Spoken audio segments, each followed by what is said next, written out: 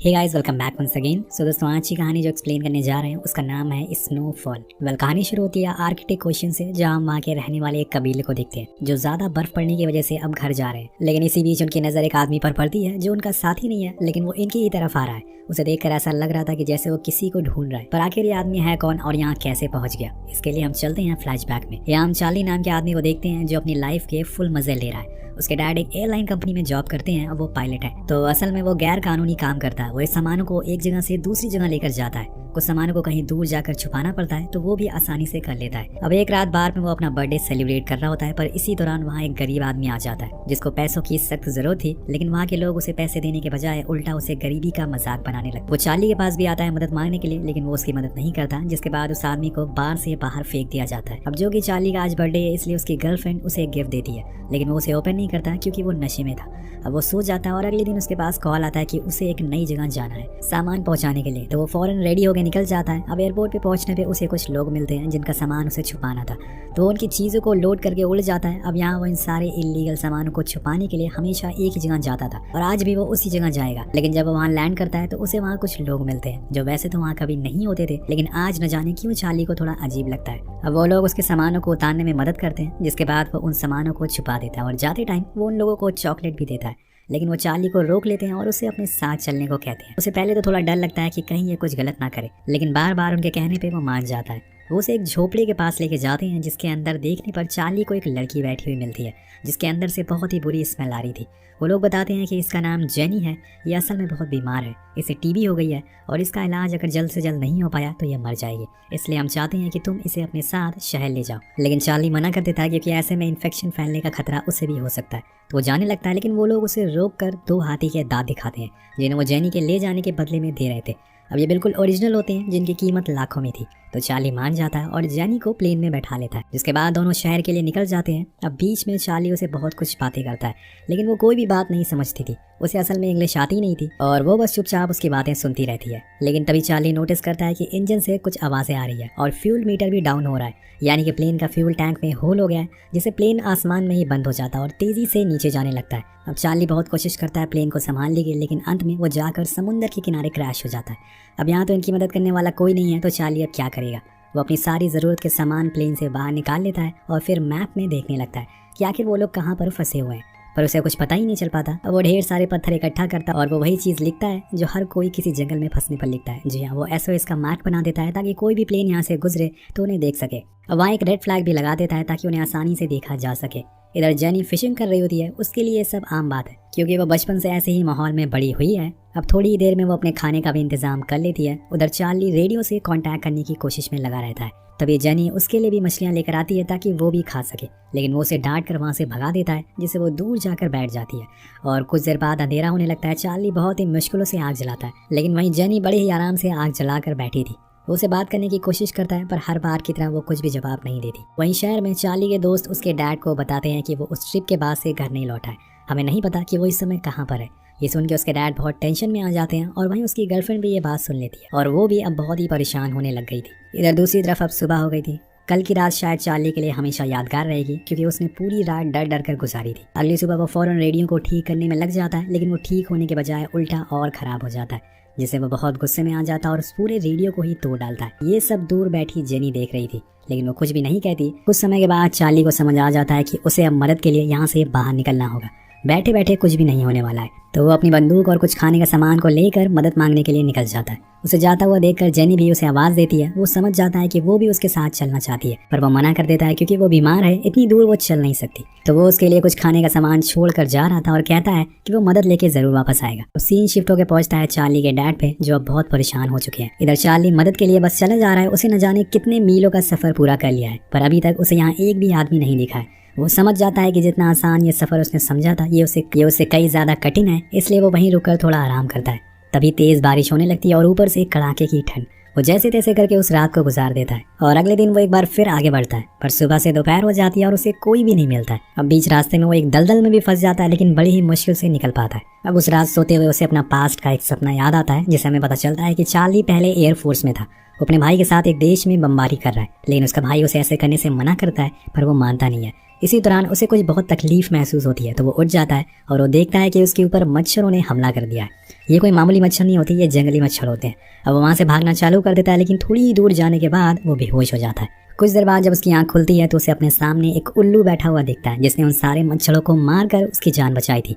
पर यहाँ कोई और भी मौजूद था। जी हाँ, यहाँ उसके पास जेनी भी मौजूद थी, जो उसे ढूंढते हुए यहाँ तक आ गई थी। अब उसकी ऐसी हालत देखकर फौरन उसका इलाज करने लगती है अपने तरीके से, जिससे जल्दी से जल्दी उसे होश आ जाता है। लेकिन जब वो जेनी को अपने पास देखता है तो वहाँ जेनी नहीं थी। वो असल में आग जलाने के लिए लकड़ियाँ लेने जाती है। उसे ऐसा देखकर वो घबरा जाता है और कहता है, तुम्हारी तबीयत खराब है ना, तुम मेरे पीछे पीछे क्यों आ गई। तो यहाँ हमें एक और चीज पता चलती है कि जेनी को कुछ वर्ड्स आते हैं इंग्लिश के, जिसकी मदद से वो उसे अपने बारे में कुछ बातें बता पाती है। फिर यहाँ उन दोनों में बहुत सारी बातें होती है, जिसके बाद उसे एक जानवर का सूप बना के पिलाती है, जो चार्ली को बहुत पसंद आता है। तो यहाँ दोस्तों उसने अपनी बीमारी को भुला दिया था और चार्ली को ठीक करने में लग गई थी। अब इन सब चीज़ों को देखकर साफ पता चल रहा था कि जेनी को यहाँ रहने पर कोई भी दिक्कत नहीं है, वो तो आराम से सर्वाइव कर पाएगी। पर चार्ली का क्या, वो आखिर कब तक ऐसे रहेगा। इसके बाद हम देखते हैं कि चार्ली के फादर उसे ढूंढने के लिए अपने 2 पायलट भेज देते हैं, उसी जगह पे जहाँ पे वो उनके सामानों को छुपाया करता था। पर यहाँ हम देखते हैं कि जैक, जो कि चार्ली का कलीग है, वो उसे बिल्कुल पसंद नहीं करता है। वो चार्ली से कहता है कि तुम अपने दोस्त को भूल जाओ, वो कब का मर चुका होगा। पर उसे ये बात बुरी लग जाती है, जिससे उसे बहुत सुनाता है। इसके बाद वो उसी जगह पे पहुंच जाते हैं जहाँ पे चार्ली ने सामान को छुपाया था, लेकिन वहाँ पर अभी कोई भी सामान नहीं है और इनको चार्ली का कोई भी सुराग नहीं मिलता। वहीं दूसरी तरफ जेनी चार्ली के लिए जानवरों की खाल से जूते बनाती है, जिसे वो बहुत ही खुश होता है। उन दोनों के बीच में अब काफी बातें होती है। चार्ली भी उसकी चीजों को अब धीरे धीरे समझने लगा है, उसे उसका साथ अब पसंद आ गया है। वो ऐसी जगहों पर रहने के तौर तरीके धीरे धीरे सीख रहा है। अब एक दिन जेनी जब खाना बना रही होती है तो उसकी नाक से खून गिरने लगता है, जिसे देख के चार्ली समझ जाता है कि उसकी तबीयत अब ठीक नहीं है। वो उसे आराम करने को कहता है, पर जेनी इग्नोर कर देती है, ये कहकर कि वो बिल्कुल ठीक है। लेकिन चार्ली समझ चुका था कि वो किसी भी तरह से चार्ली को घर भेजना चाहती है। जेनी दिल की बहुत ही अच्छी होती है दोस्तों। उस रात उसकी तबीयत बहुत ही ज्यादा खराब भी हो जाती है, इसलिए वो एक कोने में जाकर चुपचाप रोने लगती है ताकि चार्ली उठ ना जाए। लेकिन वो उसकी आवाज सुनकर उठ जाता है और उसके पास जाकर बैठ जाता है, पर वो कुछ कर नहीं सकता। उसे कुछ पता ही नहीं है कि इस बीमारी के बारे में। वहीं दूसरी तरफ चार्ली के डैड अपनी पूरी ताकत लगाकर उसे ढूंढने में लगे हैं। उन्होंने हार नहीं मानी है, इसलिए वो जैक को दोबारा से उसी जगह पर भेजते हैं उसे ढूंढने के लिए। तो वो सबके सामने कह देता है कि हमने उसे पूरी तरह से ढूंढ लिया है, पर वो हमें कहीं नहीं मिला है। इसमें हमारी क्या गलती है।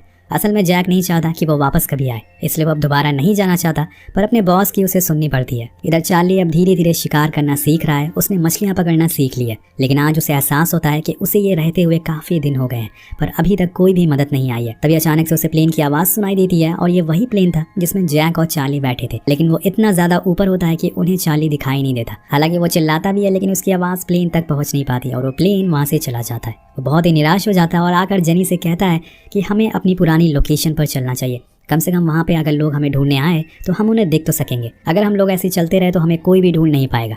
इसलिए अब दोनों फिर से वापस उसी जगह जाने के लिए निकल जाते हैं, लेकिन जाने से पहले जेनी चार्ली को अपने बनाए हुए जूते देती है, जिन्हें वो खुद पहनाती है और बताती है कि इसे पहन के पानी में भी जाया जा सकता है, क्योंकि ये पानी में खराब नहीं होते हैं। यहाँ जेनी चार्ली का पूरा ख्याल रख रही थी ताकि वो अपने घर सही सलामत पहुंच सके, क्योंकि उसने अपना घर खो दिया है। कुछ दिनों तक चलने के बाद दोनों एक क्रैश हुए प्लेन के पास पहुंचते हैं, तो चार्ली फौरन उसके अंदर जाता है, लेकिन वहाँ उन्हें पायलट का कंकाल मिलता है, जिसे देखकर जेनी बहुत डर जाती है और दूर जाकर बैठ जाती है। और यहाँ चार्ली को प्लेन के अंदर से कुछ जरूरत का सामान मिलता है, लेकिन वो जब देखता है कि जेनी इसे खुश नहीं है तो वो उन सामानों को रख देता है। दरअसल जेनी चाहती थी कि उस पायलट को दफना दिया जाए ताकि उसकी आत्मा को शांति मिल सके। चार्ली उसकी बात मान लेता है और फिर उसको और उसके सामानों के पास में दफना देता है। उसी रात चार्ली जेनी से जिंदगी का असली मतलब सीखता है कि कैसे इंसान अपने जीते जी किसी की मदद नहीं करता, लेकिन मरने के बाद उसकी मदद करने सब आते। और यहाँ जेनी चार्ली से कहती है कि अगर तुम्हें किसी की मदद करने का मौका मिले तो जरूर करना, जिससे तुम्हारी सारी गलतियां माफ हो जाएंगी। ये सब बातें सुनकर चार्ली को अपने बर्थडे वाली रात याद आती है, जब उसने एक गरीब को धक्के मारकर बाहर निकाल दिया था, जो उसे मदद मांगने आया था, और आज उसे इस बात का बहुत पछतावा हो रहा है। उधर चार्ली के डैड को अभी तक उसकी कोई भी खबर नहीं मिली है, इसलिए उन्हें यकीन हो जाता है कि वो मर चुका है। इसलिए वो ये बात उसकी गर्लफ्रेंड को भी बता देते हैं और फिर जैक को जॉब से निकाल देते हैं, क्योंकि उन्हें पता चल चुका था कि ये आदमी उनके बेटे से नफरत करता है। सीन कट होकर पहुंचता है चार्ली पे, जो अब उसी जगह पहुंच चुका है जहां पे वो क्रैश हुआ था, लेकिन वो देखता है कि वहां पर कोई भी नहीं आया था। अब ये देख के उसे बहुत गुस्सा आता है। वो गुस्से में अपने प्लेन को पूरी तरह से तोड़ डालता है और देखते ही नहीं यहाँ 2.5 महीने से ज्यादा का समय बीत जाता है। आज चार्ली की तबीयत कुछ ठीक नहीं है, इसलिए वो पूरे दिन उसी प्लेन में ठंड से बचने के लिए लेटा हुआ है। कुछ देर में जेनी उसके लिए कुछ खाने का सामान लेकर आती है। उस रात चार्ली को वो सपना आता है जब वो एक शहर के ऊपर बमबारी कर रहा था, लेकिन चौंकाने वाली बात ये थी कि इस बारी उसके साइड में उसका भाई नहीं बल्कि जेनी बैठी थी। जो उसे ट्रिगर दबाने से रोक लेती है। और दूसरी तरफ हम देखते हैं कि जेनी उसकी अच्छी तबीयत के लिए अपने देवता से प्रे भी करती है। उसकी तबीयत खुद खराब है लेकिन वो चार्ली के लिए लगातार प्रे कर रही है। जेनी आज तक इससे पहले कभी भी चार्ली से नहीं मिली थी, पर वो उसके लिए वो सब कर रही है जो शायद कोई अपना भी नहीं करता है। यही शायद एक अच्छी जिंदगी का मायने है कि जहाँ भी आपको मौका मिले दूसरों की मदद जरूर करिए। कुछ समय के बाद उनके पास एक बकरियों का झुंड निकलता है जिसे ये दोनों शिकार करने की कोशिश करते हैं। वो इतनी सारी होती हैं कि इन्हें अपना निशाना ही नहीं मिलता, पर आखिर में शिकार हो जाता है और इस बार शिकार चार्ली ने किया था, यानी कि उसने शिकार करना सीख लिया है। वो दोनों पेट भर कर खाना खाते हैं लेकिन अब ठंड बढ़ती जा रही है, इसलिए जेनी की तबीयत और ज्यादा खराब हो रही है।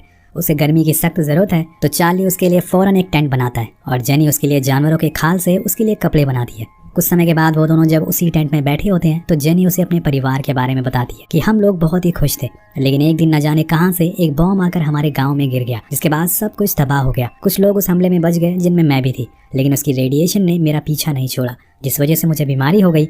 यहाँ धीरे धीरे चार्ली को समझ आ चुका था कि ये वही बॉम्ब था जो उसने गिराया था। हालांकि वो इस बारे में उसे कुछ बताता नहीं है, लेकिन उसकी बातें सुनकर उसका दिल पूरी तरह से टूट जाता है कि आखिर उसके एक बॉम्ब ने पूरे गाँव को कैसे तबाह कर दिया।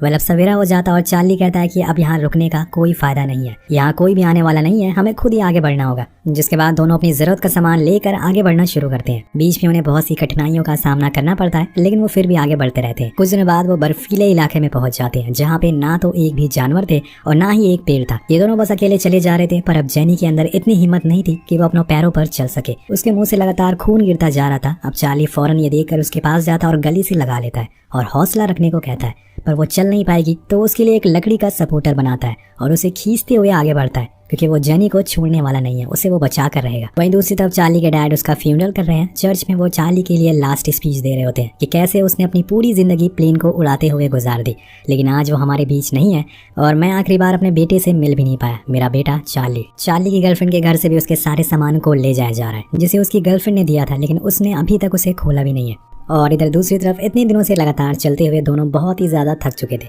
ऊपर से अब जेनी की हालत बहुत खराब हो चुकी थी। वो दोनों एक जगह रुकते हैं जहाँ पे जेनी चार्ली से कहती है कि ये बूट्स भले ही अच्छे ना हो, लेकिन ये शायद तुम्हें मेरे लोगों तक पहुंचा सके, तुम अपना ख्याल रखना। और इसी के साथ वो सो जाती है। नेक्स्ट डे जब चार्ली उठता है तो जेनी वहाँ नहीं थी। वो फौरन बाहर जाकर उसे ढूंढने लगता है, पर जेनी उसे कहीं नहीं मिलती। वो उसके पैरों के निशान का पीछा करता है और थोड़ी दूर जाने पर उसे एक आउल मिलता है, जिसे देख के वो समझ जाता है कि उसने खुद का सैक्रिफाइस दे दिया है। असल में जेनी नहीं चाहती थी कि वो उसके ऊपर बोझ बनकर रहे, और इसी के साथ वो उल्लू भी वहाँ से उड़ जाता है। चार्ली जेनी के सारे सामानों को एक जगह पर रख देता है, या उसके पास वो हाथी का दांत भी था जिसके बदले में उसने जेनी को ले जाने का सौदा किया था। पर अब जाके उसे समझ आ चुका था कि असल में जेनी उसके लिए एक फरिश्ता बनकर आई थी, जो उसे जिंदगी का असली मायने बताकर चली गई। उसने खुद के हाथों से उसके पूरे गांव को जलाकर भस्म कर दिया। अगर वो उस दिन ऐसा नहीं करता तो शायद वो आज ठीक होती। वो उसकी याद में एक समाधि बनाता है जिससे कि उसकी आत्मा को शांति मिल सके। अब यही सब बातें सोचते हुए वो और आगे बढ़ने लगता है, पर यहाँ चार्ली पूरी तरीके से टूट चुका था। वो अगर थोड़ी दूर और चला तो शायद बेहोश हो जाएगा, लेकिन शायद ये जेनी के प्रार्थनाओं का असर था कि कुछ दूर चलने के बाद उसे अपने सामने कुछ लोग दिख जाते हैं जो किसी कबीले के थे, जैसे कि हमने मूवी की शुरुआत में देखा था, जो उसे देख लेते हैं और फौरन उसके पास जाके उसकी जान बचाते हैं। तो दोस्तों, कभी कभी हमें सामने वाले आदमी को देखकर जज कर लेते हैं कि वो कैसा है, लेकिन उसके अंदर की अच्छाई हम पहचान नहीं पाते। ये कहानी आपको क्या सीख देती है?